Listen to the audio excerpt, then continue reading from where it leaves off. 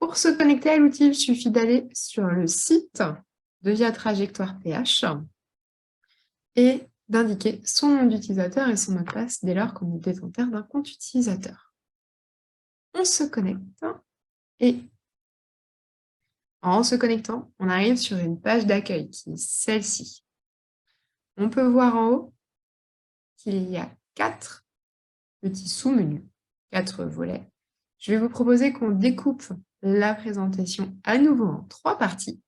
Une partie dédiée au volet administration, une au volet handicap et une au volet annuaire. Dans le volet administration, on va tout d'abord pouvoir aller voir toutes les informations qui touchent à votre compte utilisateur en cliquant sur Mon compte. On arrive alors sur une nouvelle page et sur cette page, vous retrouvez toutes les informations liées à votre compte utilisateur. Nom, prénom, nom d'utilisateur, email, ainsi que l'historique des modifications qui ont été réalisées et en dessous ce qu'on appelle les habilitations. Les habilitations, ce sont les profils de droit que vous avez, les droits d'accès que vous avez sur l'outil. Dans le cadre de mon compte utilisateur Salix Alba, ici, on peut voir que j'ai 4 profils de droit différents pour l'ESAT Olivier et l'IM. Voilà, ça signifie que j'administre ces 2 établissements et que pour les 2, j'ai à chaque fois 2 profils de droit distincts.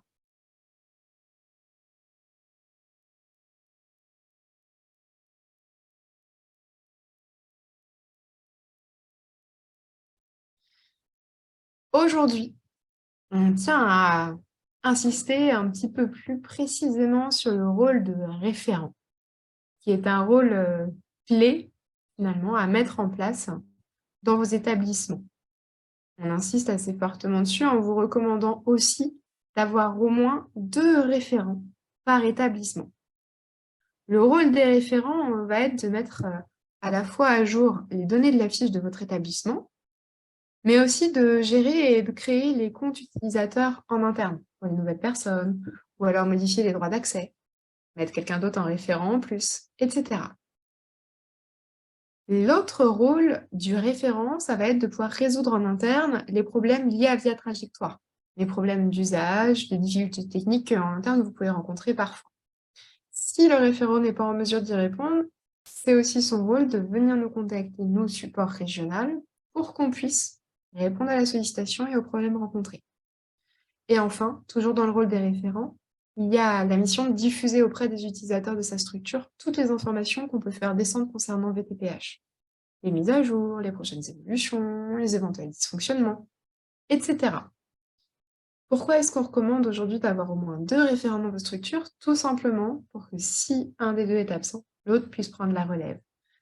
Ça permettra, si quelqu'un dans votre structure bloque son compte, n'a plus d'accès, etc., de ne pas rester sans solution. Mais là, ce qui va du coup pouvoir être intéressant, c'est de savoir comment nommer quelqu'un en référent chez vous si vous n'avez pas encore de référent, ou que vous avez besoin de nommer une personne en plus. Là, rien de plus simple, il suffit d'aller dans le volet administration, mes référents pour voir qui sont les référents actuels. Ici, on a donc le rappel des droits qui existent et la mention référent de SMS. Je regarde l'établissement pour lequel je veux voir les référents, ici les AT, et je clique sur voir. Je vois que nous sommes donc tout ça de référents.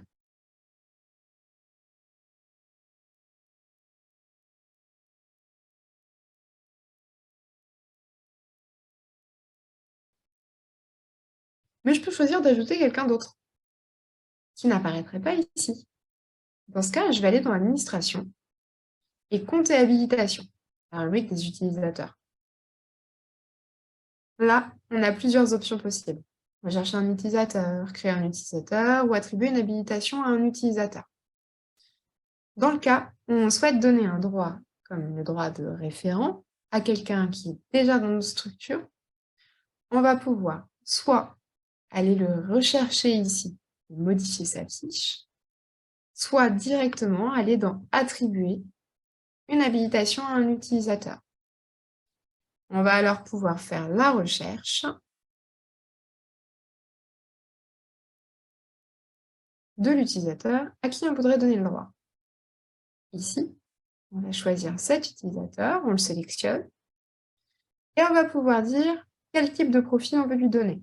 Ici, référent SMS.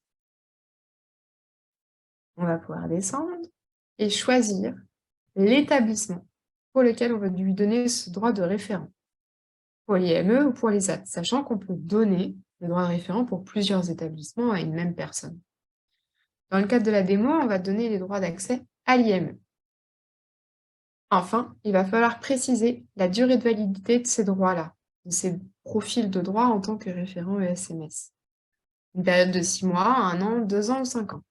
À l'échéance de cette période, il faudra renouveler les droits pour que l'utilisateur ait toujours le profil de droit référent ESMS. Hop, ici, on a sélectionné pour 2 ans. On va cliquer sur créer l'habilitation et le petit encart vert en bas à droite nous indique que ça y est, du nom Aline est enregistré comme référente ESMS pour l'IME. On a un nouveau référent dans notre établissement.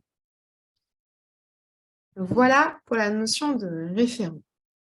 Sur ce volet, outil de revue des comptes et habilitations, vous avez pu le voir, on a d'autres fonctionnalités. Rechercher un utilisateur, par exemple. Vous allez pouvoir utiliser couramment ce module-là. Si vous avez une nouvelle personne dans votre structure, avant de créer un compte, la bonne pratique va être de vérifier qu'il n'en a pas déjà un en tapant les informations qui concernent cette personne ici, son nom, son prénom ou son email. Si un collaborateur au sein de votre établissement vient vous voir en vous indiquant qu'il a bloqué son compte parce qu'il a saisi 5 fois un mot de passe erroné, vous allez pouvoir aller débloquer son compte, de même en faisant la recherche ici de son compte utilisateur et modifier derrière la fiche. Pour modifier les informations de ce collaborateur, il suffit de cliquer ici sur le petit crayon. Si une nouvelle personne rejoint votre équipe et qu'elle n'a pas encore de compte, vous avez fait la recherche et ça ne donne rien, vous allez pouvoir cliquer sur créer un utilisateur. Ici, vous allez devoir saisir obligatoirement les champs qui ont un astérix rouge, nom, nom d'utilisateur, email et profession. Une fois que vous avez fait ceci, le compte sera créé.